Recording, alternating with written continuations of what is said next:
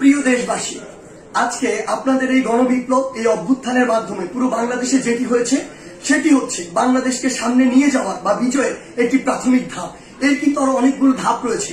এটির চূড়ান্ত পর্যায়ে যাওয়ার পূর্ব পর্যন্ত আমাদেরকে প্রত্যেকটি স্টেপ অনেক চিন্তা করে ফেলতে হবে।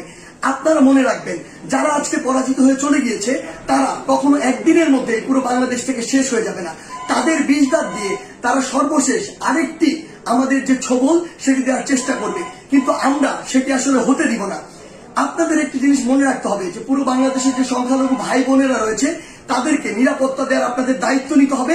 তাদেরকে যেন কেউ স্পর্শ না করতে পারে, এটি দিয়ে কোনো ইস্যু যেন তৈরি না করতে পারে। আরেকটি গুরুত্বপূর্ণ বিষয় আপনাদের মনে রাখতে হবে, সেটি হচ্ছে পুরো বাংলাদেশ, এই যে সম্পদগুলো রয়েছে এগুলো কিন্তু আমাদের সম্পদ, জনগণের ট্যাক্সের টাকায় গড়া এই সম্পদগুলো, এগুলো যেন আমরা বিনষ্ট না করি, কোথাও যেন জ্বালাও পুরাও ভাঙচুর এই বিষয়গুলো আমরা না চালাই। কারণ দিন শেষে আবার আমাদের ট্যাক্সের টাকায় এগুলো আবার পুনঃপ্রতিষ্ঠা করতে হবে। বাংলাদেশ অর্থনৈতিকভাবে এখন কিন্তু ভালো অবস্থায় নেই, সেখানে এগুলো আবার গড়ে তুলতে আমাদের অনেক বড় একটি সাফারিং এর মধ্যে দিয়ে যেতে হবে। সেই জায়গায় আপনাদের প্রতি অনুরোধ, আমাদের এই কাজগুলো আমাদেরকে রিপ্রেজেন্ট করে। তাই কেউ কোন একটি কাজ করেছে, অপকর্ম করেছে, বাংলাদেশে পশুর মতো অনেক কাজ করেছে, ফ্যাসিজম করেছে, যা ইচ্ছা তাই করেছে, আমরাও সেটি করতে পারি না।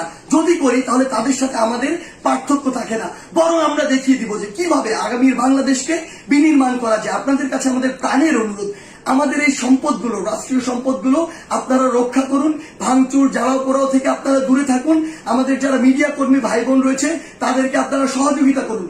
সর্বোপরি আমাদের ওই চূড়ান্ত বিজয়ের পর্যায়ে যাওয়ার পূর্ব পর্যন্ত প্রত্যেকটি স্টেপ ইমোশন দিয়ে নয়, চিন্তা করে ফেলুন। ধন্যবাদ।